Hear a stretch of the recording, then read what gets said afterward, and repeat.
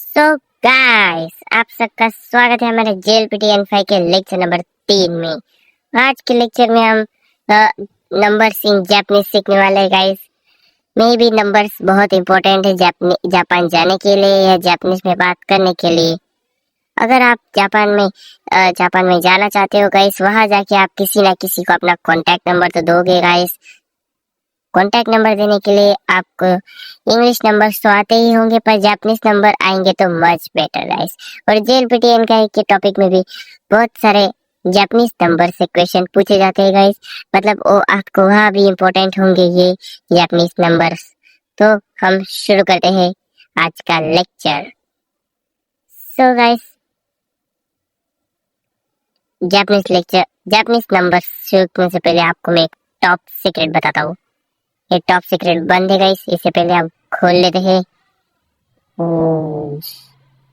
Guys, आप भी ये सीक्रेट जानने के बाद अपना मुंह बंद रखिएगा, किसी को ना बताइए। अगर कोई पूछे आपने जापानीज नंबर कहाँ से सीखे, तो आप उसे मेरे चैनल के बारे में बता देने का, Japanese in Hindi. So the secret की ऑफ 0 से 10। मे भी आप सबको पता नहीं होगा, पर जापानीज नंबर सीखने के लिए आपको सिर्फ 0 से 10 तक नंबर्स आने चाहिए। बाकी आप 999 तक खुद बना लोगे गाइस। ये मैं आपको आगे लेक्चर में पढ़ा दूंगा। तो आपको सिर्फ 0 से 10 नंबर्स ढंग से याद कर लेने हैं। तो आगे के सारे नंबर्स बिना किसी रट्टे मारे बिना या बिना किसी याद करे बिना आप अगले 5 मिनट में खुद बना लीजिएगा गाइस। तो आगे बढ़ते हैं। तो प्रॉब्लम्स हर जगह होती है गाइस। लाइफ में होती है, पढ़ाई में होती है, कॉलेज में होती है। उसी तरह जापान के नंबर सीखने में भी प्रॉब्लम है गाइस। ज्यादा नहीं, बहुत सिंपल सी प्रॉब्लम है, आप शायद उन्हें याद कर लोगे। डबल नेम का ट्विस्ट। मे भी आपको घर में किसी और नाम से बुलाते होंगे और बाहर किसी और नाम से बुलाते होंगे गाइस। मुझे भी पता है, मुझे भी घर में किसी और नाम से बुलाते हैं और बाहर किसी और नाम से बुलाते हैं गाइस। सो उसी तरह जापानीज में भी कई तीन से 4 ऐसे नंबर है जिन्हें 2 नामों से बुलाते हैं, यानी कि 4, 7, 9। गाइस ये 9 है। आप मान लीजिए, क्योंकि PPT बनाने में आज फिर से गड़बड़ होगी गाइस। हमारे एडिटर साहब ने PPT आज नई बनाई है। पिछले 2 लेक्चर्स के से तो बहुत अलग है PPT, और ये दिखने में भी थोड़ी कूल लगी है गाइस। इसलिए इस लेक्चर की PPT एडिटर साहब ने बहुत मन से बनाई है गाइस। हम लोग उनकी पगार बढ़ाने का उनसे प्रॉमिस किया है, पर हमें भी पता है हम उनकी पगार नहीं बढ़ाने वाले। अगर आप सब्सक्राइब करो और हमारी इनकम के लिए अपना योगदान दीजिए गाइस, तो हम उनकी पगार बढ़ा देंगे। तो आने वाले लेक्चर्स में आप प्लीज सब्सक्राइब कर लेना, और इसी लेक्चर में भी सब्सक्राइब कर लेना गाइस। डबल नेम का ट्विस्ट। कुछ नंबर्स जैसे कि 4, 7, 9 के 2 अलग अलग नाम होते हैं। तो आज हम देखेंगे कि ऐसा क्यों है और कौन सा नाम कब यूज करना है। तो 4 यानी यॉन और शी। मतलब जापानीज में 4 को आप यॉन भी कह सकते हो, शी भी कह सकते हो। या और 7 को नाना और शिची दोनों कहते हैं गाइस। और 9 को कु और क्यू दोनों पढ़ा जाता है गाइस। मैं भी आपको इस लेक्चर में हिरागाना याद करने की जरूरत नहीं है।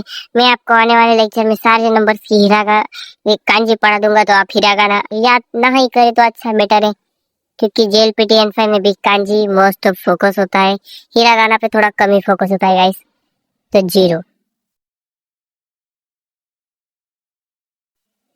0 को गाइस हम जापानीज में भी 0 ही कहते हैं गाइस। मोस्ट ऑफ कंट्री में या मोस्ट ऑफ लैंग्वेज में 0 को 0 ही कहा जाता है गाइस। इसलिए मैंने आपको इसके 2 नाम नहीं बताए, क्योंकि पहला नाम कॉमन है गाइस, ये सबको पता होगा। पर 0 को जापानीज में रे कहा जाता है, रे ई। और 0 एक फॉरेन नेम है, इसलिए इसे काटाकाना में लिखा है गाइस, तो आप समझ जाना। और रे एक जापानीज नेम है, इसलिए इसे हिरागाना में लिखा है। मैंने लेक्चर नंबर 2 में आपको बताया था इसे रे, वा और ने में कितना फर्क है। ने को ऐसे लिखा जाता है और वा को ऐसे और रे को ऐसे गाइस। तो हम आगे बढ़ते हैं। इसे रे कहते हैं, इसे इची मतलब इची, 2 को नी, 3 को सान। मतलब आप ये इन तीनों नंबर्स को तो आप ये इजीली याद कर लोगे, मुझे नहीं लगता कोई हार्ड है इसमें। रे, इची, नी, सान। जीरो को आप याद ना भी करो तो अच्छा है गाइस, क्योंकि जीरो पर इतना फोकस नहीं किया जा सकता। किया जा सकता है आपकी मर्जी पे। मेरे हिसाब से तो जीरो पे फोकस करना थोड़ा वर्थ इट है गाइस। वर्थ इट नहीं है गाइस, क्योंकि जीरो को आप जीरो कह सकते हो, तो आपको रे क्यों यही याद करना है। तो एक को इची, दो को नी, तीन को सान, चार को योन शी। मतलब मैंने आपको स्टार्टिंग में बता ही दिया, डबल नेम का ट्विस्ट योन शी। तो जापान में शी का मतलब मौत होता है गाइस, इसलिए लोग इसे योन बोलना पसंद करते हैं, क्योंकि शी का मतलब मौत होता है गाइस, और मौत किसे ही पसंद है। भले वो जीवन का सच है, पर मौत किसे पसंद है, इसलिए जापान के लोग इसे ज्यादा करके योन बोलते हैं। और फाई को गो, मतलब गो, भागो। वो आप रेसिंग ट्रैक पे हो और वहाँ गोली मारने से पहले कितने का 1 2 3 4 5 गो, इसलिए फाइव को गो कहते हैं गाइस। ये मेरा लॉजिक है, नॉट सो जापानीज पीपल्स का। पर मेरे हिसाब से ये 6 को रोको कहते हैं गाइस, और 7 को नाना और शिची। बोलते वक्त नाना यूज होता है गाइस, क्योंकि आप देख ही सकते हो शिची इसकी 2 हिरागाना है, पर नाना में एक ही हिरागाना 2 बार लिखिए, और ये प्रोनाउंस करने में भी थोड़ा कूल और इजी लगता है गाइस, इसलिए जापानीज लोग से 7 को नाना कहते हैं, 8 को हाची, और 9 को क्यू और कु, और 10 को जू। 9 को कु और क्यू क्यू कहते हैं, क्योंकि आप देख सकते हो गाइस, क्यू एक बड़ा वर्ड है और को एक छोटा सा, इसलिए हम को ज्यादा प्रिपेयर करते हैं, लिखने में भी इजी, और हिरागाना भी इसकी बहुत ही इजी गाइस। ऐसे इस हिरागाना में तकलीफ क्या है लिखने में, और मुझे हिरागाना पसंद भी है। तो हम आगे बढ़ते हैं। चलो हम आपको सिखाते हैं कि आप 11 से 19 तक के नंबर्स कैसे लिखो।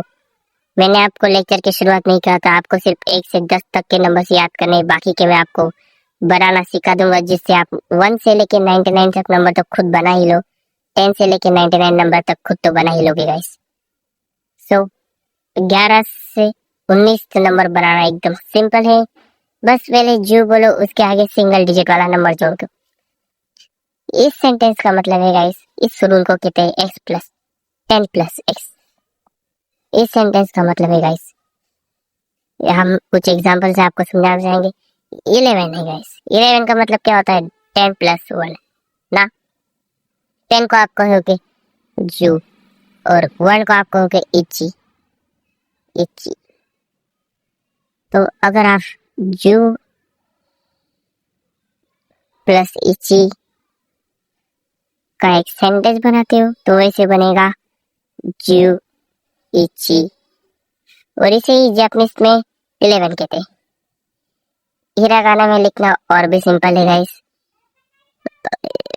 जू इची। आप देख ही सकते हो, बहुत ही ज्यादा सिंपल है गाइस। उसी तरह से 15, आपको पता ही चल जाएगा 10 प्लस 5। 10 का मतलब होता है जू, और 5 का मतलब होता है गो, तो इसे कहते हैं हम जुगो। देखिए गाइस कितना सिंपल है। और अब 19 तो 9 को हम कहते हैं क्यू या खू भी गाइस, आपकी मर्जी वो ले। और 10 को कहते हैं हम जू, तो 19 को कहेंगे हम जुक्यू, जुक्यू या जुक्यू। गाइस इतना सिंपल है गाइस, नॉट मच हार्ड, आप सबको तो आसानी से आ ही जाएगा। और अगर आप 14 या 17 जैसे कुछ डबल नेम वाले नंबर्स बनाना चाहो, तो 14 को आप लिखोगे जू प्लस योन, जियोन। और अगर आप चाहोगे कि जी, अगर आपको 17 बनाना है तो आप जी नाना। ये बहुत ही सिंपल है गाइस, मतलब 10 के बाद से 19 तक के सारे नंबर्स तो कोई बच्चा भी बना लेगा गाइस, बस आपको जू के पीछे सिंगल डिजिट नंबर्स के नाम जोड़ने हैं। चलो आगे बढ़ते हैं गाइस, वीडियो को ज्यादा लंबा ना करते हुए हम अगले टॉपिक की तरफ जाते हैं। अब आप आपको आपके सामने आएगा चैलेंज। आपको बनाने हैं डबल 20 के बाद के नंबर, 20 के बाद 19 तक के नंबर्स आपको बनाने हैं। तो आपको अगर कहा जाए कि 20, 30, 40 को जापानीज में क्या कहते हैं, तो आपको क्या लगेगा? इसका रूल सिंपल है, x या x मल्टीप्लाइड बाय 10। सिंपली अगर आपको 14 बनाना है तो आप 4 को 10 से गुना कर देंगे guys. So 4 multiplied by 10 is equal 40। तो आप 4 को जापानीज में क्या कहते हैं? इयन। 10 को क्या कहते हैं? जू। तो आंसर आएगा यॉनजू। आपको इसका फंडा सिंपल ऐसे मिलेगा। अगर आप मैथ में किसी डिजिट को किसी ऐसे फ्रिक्शन से मल्टीप्लाई करते हैं तो आपका आंसर आता है 2x। May be 2 multiplied by x is equal to 2x। उसी तरह अगर आप यॉन मल्टीप्लाइड बाय जू करेंगे तो आपका आंसर आएगा यॉनजू। और यॉनजू का मतलब होता है 40। और 40 को आप ऐसे भी लिख सकते हो 4 मल्टीप्लाइड बाय 10। इसमें 4 यॉन है और 10 जू है, यानी 14 को हम इसीलिए लिखते हैं यॉनजू।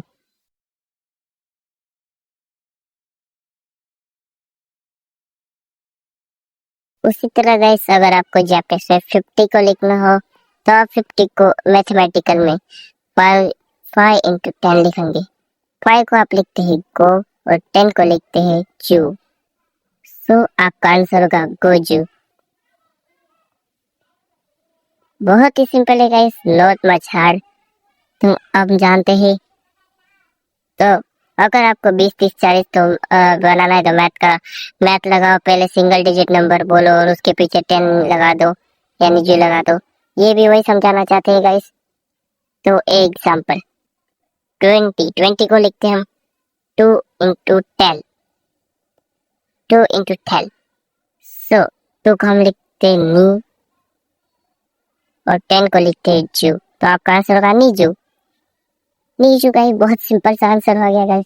उसी तरह 50 को तो हमने जान ही लिया, 50 को गोजू लिखते हैं। सो गाइस ये इतना ही सिंपल था। अब मिक्स बोथ, मतलब दोनों रूल को मिक्स कर दो। आपने देखा 10 प्लस x वाला रूल और x मल्टीप्लाइड बाय 10 वाला रूल। अब इन दोनों को मिक्स करना है गाइस, बहुत ही सिंपल है। ये पीछे आएगा गाइस। आपको पता ही होगा अगर हम 50 प्लस 5 करेंगे, और गाइस सिर को थोड़ा ये क्या हुआ? हाँ, अगर हम 50 प्लस 5 करेंगे तो अपन को 55 मिलेगा। पर हम 5 को लिखेंगे क्या? हम 5 को लिखेंगे गाइस गो, और 50 को तो हमने पता ही है 5 इंटू 10। 5 को हम लिखते गो और 10 को लिखते जू। तो जू प्लस गो कितना हुआ गाइस? गो जू गो। इतना सिंपल है गाइस, बहुत ही ज्यादा सिंपल। 99 99 को हम लिख सकते हैं 90 प्लस 9। 90 को लिख सकते हैं हम 90 इंटू 10 प्लस 9। 9 को हम लिखते हैं कु, 10 को हम लिखते हैं जू, कुजकू। Simple guys. एग्जाम्पल के तौर पर हम 47 को लेते हैं गाइस। 47 को हम लिखते हैं 40 प्लस 7, और 40 को हम लिखते हैं 4 इंटू 10 प्लस 7। 4 को हम लिख सकते हैं यॉन, 10 को जू और 7 को नारा। तो हमारा आंसर होगा यंजुनारा। यंजुनारा बहुत ही सिंपल है गाइस, कोई बच्चा भी आसानी से बना लेगा ये नंबर्स। तो हम आगे बढ़ते हैं। हाँ, मैंने आपको पहले ही बताया, आपको सिर्फ 1 से 10 तक के नंबर्स याद करने पर तो पूरे 1 से लेके 99 तक नंबर आप गिनती या फॉर्मूला से खुद बना लोगे गाइस। बहुत ही सिंपल। जैसे इंग्लिश में ही देख लो गाइस, इसे कहते हैं हम 21। 20 प्लस 1, इसको हम कहते हैं 20 और इसे कहते हैं 1, फिर मिलके बनता है 21। उसी तरह जापानीज में हम अगर 31, तो 31 को 30 को कहते हैं हम सांजू और 1 को कहते हैं हम इची। तो सांजू इची। तो सिंपल गाइस, मुझे ये लगता है इसमें कुछ हार्ड जैसा है गाइस। तो आज के लेक्चर में इतना ही गाइस। मैं आपको अगले लेक्चर का टीजर, मतलब अगले लेक्चर में आप 100 या 100 के पार जाएंगे। आप देखेंगे आपकी जापानीज में एक्यूरेसी, आपको जापानीज में करेंसी का लेन देन कैसे बढ़ा सकते हो गाइस। मतलब आप किसी को 1-2 येन तो देंगे नहीं, मतलब 20-30 येन तो देंगे नहीं। आप वहां जाके 4000, 500 या लाख यही इसी नंबर्स में येन देंगे, इसी क्वांटिटी में, तो आपको जापानीज में जाके सबसे बड़ा करेंसी मान के बारे में पता होना चाहिए। ये जापानीज की सबसे बड़ी करेंसी है गाइस। मैं आपको इसके बारे में कल बता दूंगा। लाख मतलब मान मतलब लाख, इसकी हिरागाना सिंपल है गाइस। इसे मान के थे, मान मतलब लाख, मतलब मे भी लाख के पीछे 6 जीरो होते। हमारे व्यूअर्स ने सब्सक्राइब कर दो गाइस। हम जेएलपीटी की एग्जाम खुद बनाएंगे, जेएलपीटी का पेपर लीक कर देंगे गाइस। आप सिर्फ हमारे लाख सब्सक्राइबर कर दो। ये नीट का पेपर नहीं है जो लीक हो जाएगा गाइस, ये जेएलपीटी एग्जाम है, तो भी हम इसे लीक कर देंगे, इसकी गारंटी हम लेते हैं गाइस। आपको हम आगे वाले लेक्चर में 100 के पार जाएंगे। और इस लेक्चर में मैंने हिरागाना इसलिए ही नहीं लिया क्योंकि आने वाले लेक्चर्स में मुझे आपको 1 से लेके 99 तक, 999 999 मतलब बहुत लाख तक की कांजी पढ़ानी गाइस। आपका एक बार ये सारी कांजी सीख जाओ, फिर जेएलपीटी N5 का आपका 20% इसका कंप्लीट हो जाएगा गाइस। फिर हम हिरागाना पे फिर से आएंगे। आपको कहाँ तक हिरागाना याद रखनी है गाइस। आपको रोज बनाना भी सीखना है, इसे लिखना भी है, तो याद रखना guys. So thank you for watching guys. Subscribe करना, लाइक कर लेना, कमेंट भी कर लेना, और मैं भी आपके किसी दोस्त को जापानीज सीखनी हो तो उसे ये वीडियो शेयर भी कर लेना। चलिए गाइस, मिलते हैं आने वाले लेक्चर।